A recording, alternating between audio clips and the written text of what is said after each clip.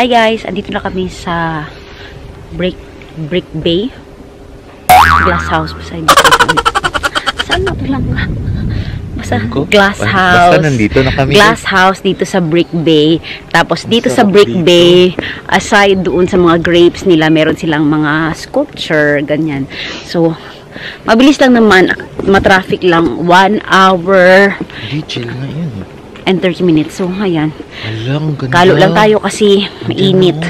So, tara, 1 o'clock pa yung aming appointment or yung aming booking. So, time check, it's 11:30. Sabi kasi doon, kailangan kung gusto nyo mag-walking trail, dapat mag-alat ng at least 90 minutes. So, let's go!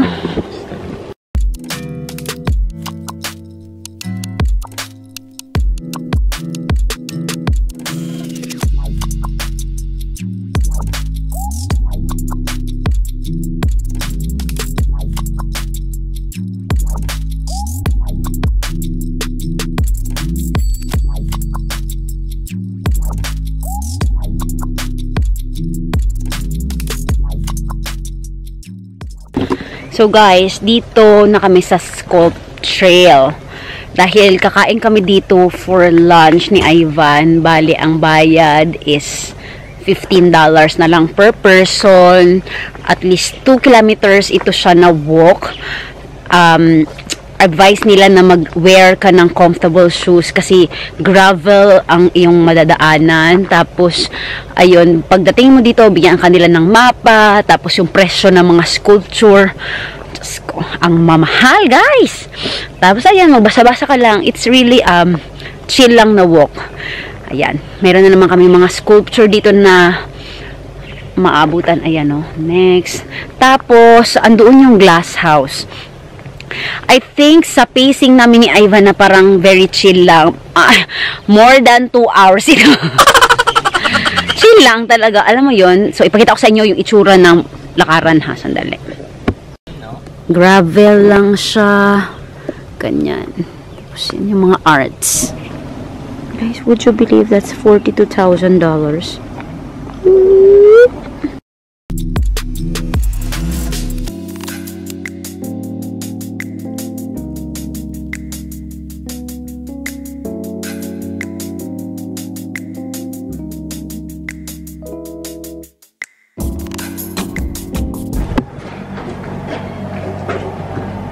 Sikap lang po. I'm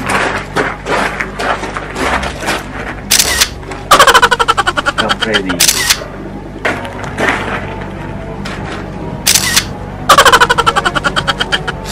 Ang gupo ko kaya dyan sa gilid. Yan. Tapos nakaganon ang mga paa. Yan.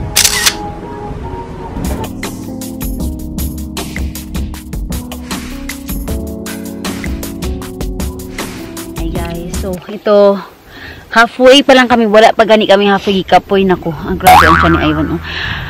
I just realized na iba-iba, Jud. Example, ito. Anong sa tingin nyo? Feeling ko Lego siya, pero para daw yan siyang octopus. Some other thing. O, diba? So, ang art talaga ay depende sa pagtingin mo kung ano siya. O, diba? Ano sa iyong perception.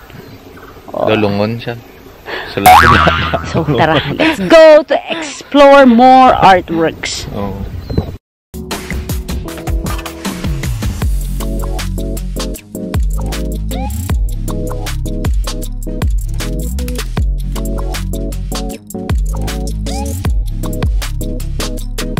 Update.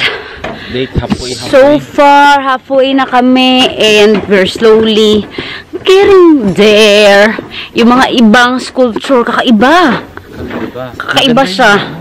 Mayroon talaga yung mga maganda talaga, pero yung iba na parang, pero yun na nga, like I said earlier, depende lang talaga yan. It depends on your perception. Sa inyong perspective. But otherwise, it's okay. Tapos, like I said earlier, yung mga outfit talaga natin dito dapat comfy shoes. Tapos, I just can't wait para mag-aming lunch kasi 1 o'clock yung aming lunch reservation. And I can't wait. Alam niyo ba mayroon doon yung parang ganito lang, oh? 28,000? Tapos 28,000 lang ga. Diyos ko, mahal ha. Mahal.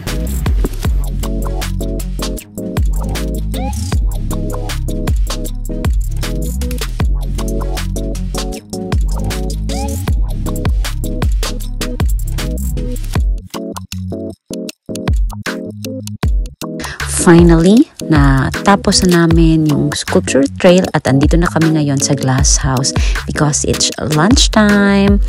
At as you can see, ayan yung view dito sa glass house. O, diba? Shalan. Ganda. Super nice dito, guys.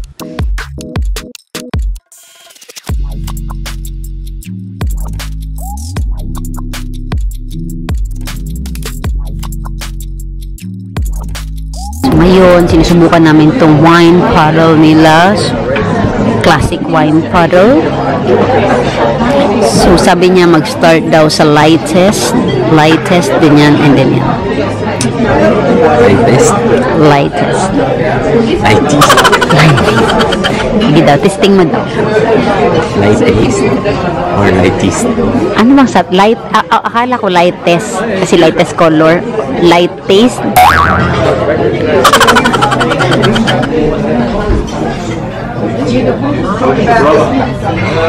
Anong lasa? Mga pinag-grill, ano yung pinaka-namin?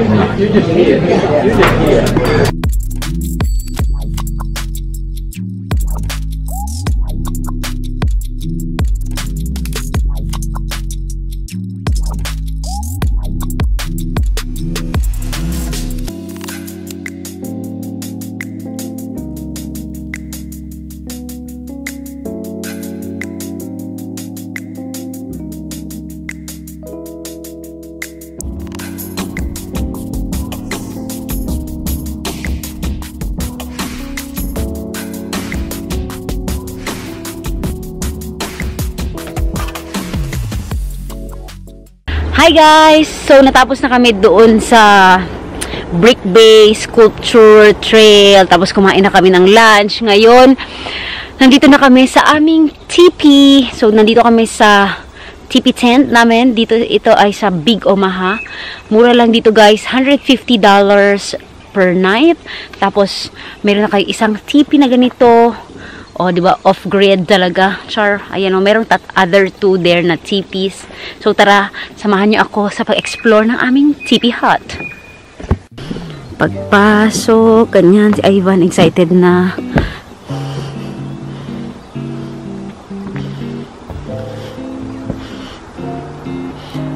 Simple lang siya. May basurahan doon. Merong tubig. Oh, merong electric blanket. Yes, perfect. And ganyan, meron ng tuwalya which is good. Tapos may charger. Yan, nice, nice, nice. Very nice, cozy. Ayan na guys, ganda dito ay, ano lang siya, very simple lang siya. As in, like, may bed lang, may malinis na bed and yung mga, pero yung, ang saya dito, promise. Kasi ano siya, mag-camping ka, pero hindi mo na kailangan mag-set up ng tent. Ganyan, good. Kasi may tent na siya, may tent ka na agad. Maghiga ka na lang. Kasi diba, mag-ano kami na mag-camping. Pero kung ganito, naka-set up ka na, why not? Diba? Tapos maganda yung view sa labas. Tapos later on, ayan o, super chill. Ay, maka-relax. I love it.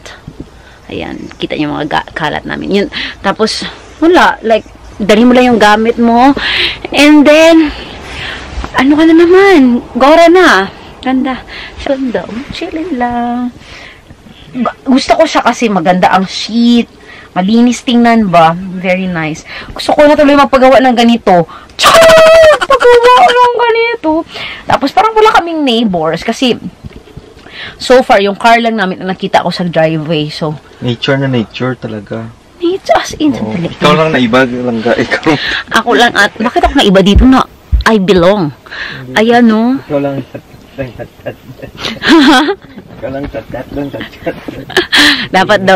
dapat tahimik daw dito. Okay. So, ay, oh my God!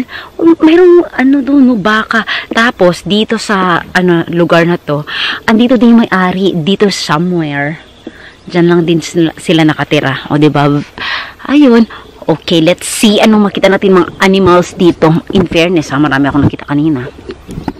So, kita niyo ba yan? My grasshopper! Oh, mga alaga nating grasshopper. Ayan, tingnan mo naman yan.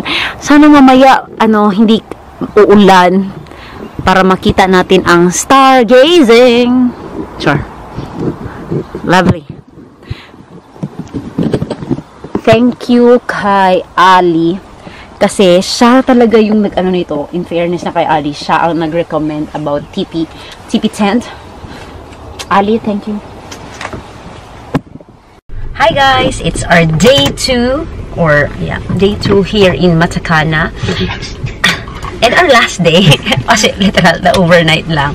But for today, pupunta naman tayo sa Sculptrium. Parang mga arts pa rin. So, itong tour natin for the last yesterday and today, puro lang arts.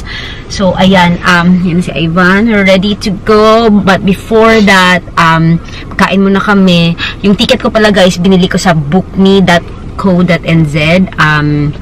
para may discount. At saka yan.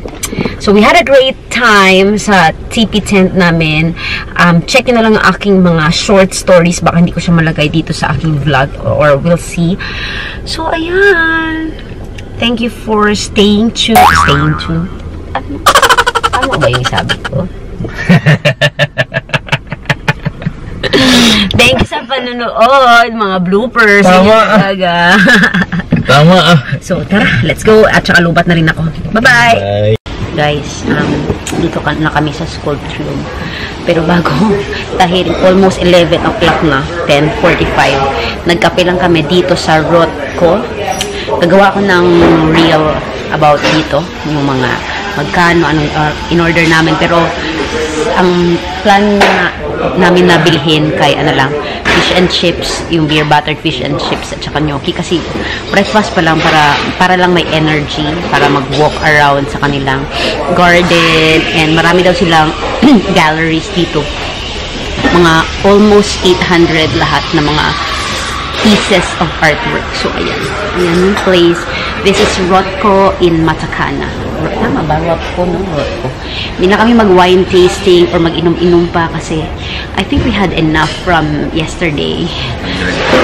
And Ivan's driving. That was enough drinking session for us. So, ayan.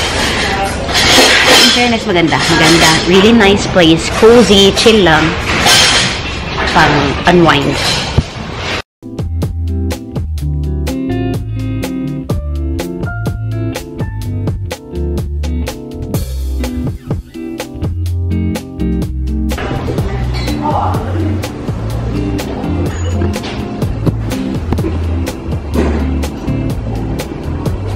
Busy ka saan?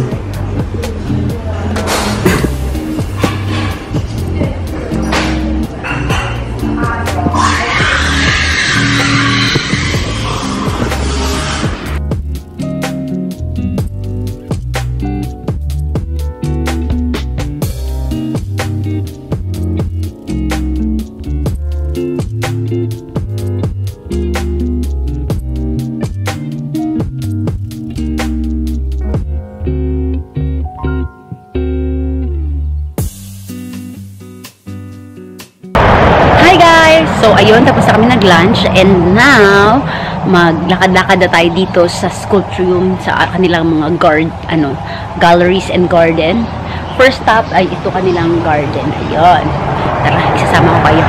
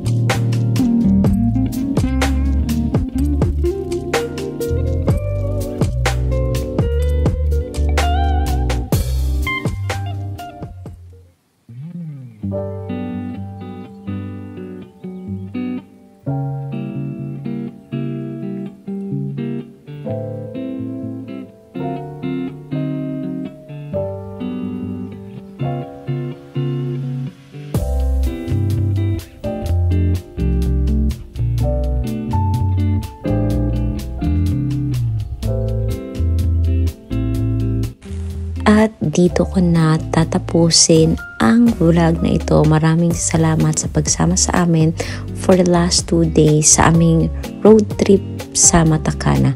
Until next time everyone, bye-bye!